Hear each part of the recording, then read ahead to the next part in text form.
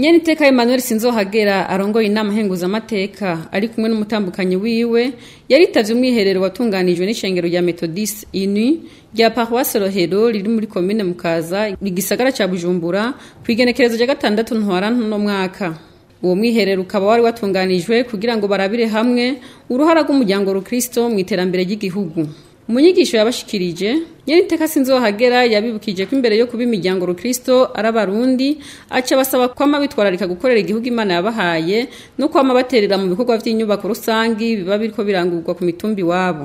Ariko reka dusome itanguriro igice ca 2 ngo Imana yeze umunsi ugira indwi. Uko niko ijuru n'isi hamwe n'ibirimwo byose by'isinzi vyaherahejwe kuremwa.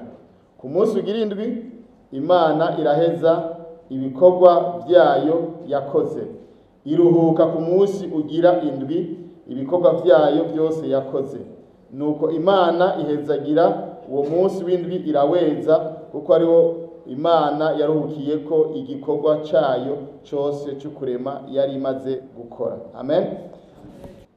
Ariko Imana yabanje gukora hanyuma ibona kuruhuka. Ko turi abana b'Imana rero byumvikana kugeza gukora.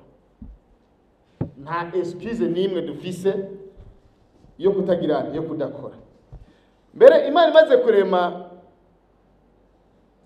umwana w'umuntu yacitanguza inunation. Ngo usomye ku itanguriro 2:8 yabanje yacigendera ategura itongo, itegura igihugu. Umwana w'umuntu ije kurema ikimushiramo. Imaze kumushiramo iramubwira ngo ngiri itongo, ngiki igihugu ndaguhaye, ukirime kandi ukibungabunge. Tanguriro 15. C'est la mission yashiha Adam na Eva. Ngiki igihugu ndakiguhaye, girani kirime kandi ukibungabunge.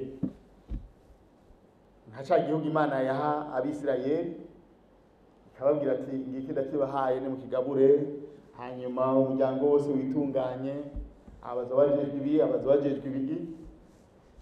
Byumvikana yuko nk'umunyeshengero canke nk'umwene gihugu wese w'u Burundi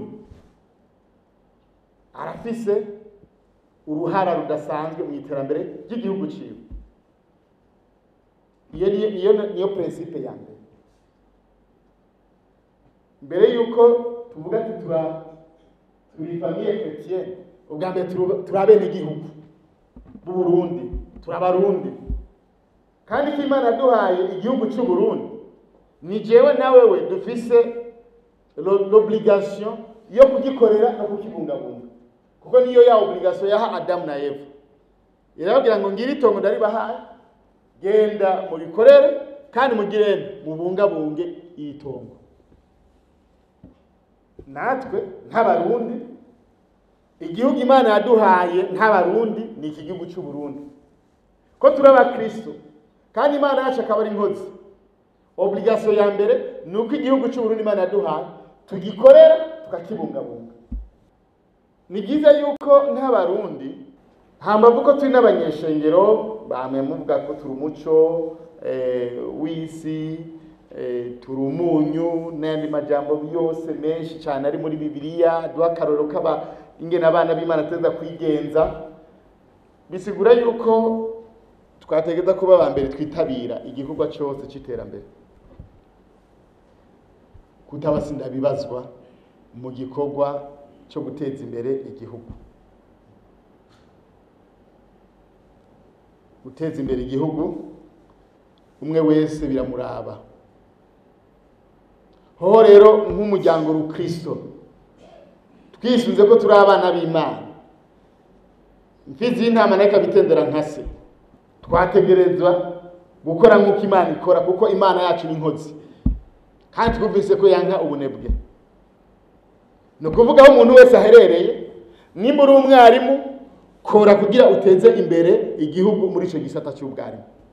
Nimba uri umuganga niye ntererano wozana kugira ngo wameliyore iyo politike de la santé. Nube gusa ukritika ngo twamaze kuvyumva. Hari abantu batunze no gukritika gusa, ukarindira intererano yiwe ukabura. Icyo arimo gusa ni critique gusa, mugabo ugasanga uko bamushize ahantu uko yabisanze ahavuye ariko bikiri mbere byanasubiye inyuma gusumba ko yabisanze.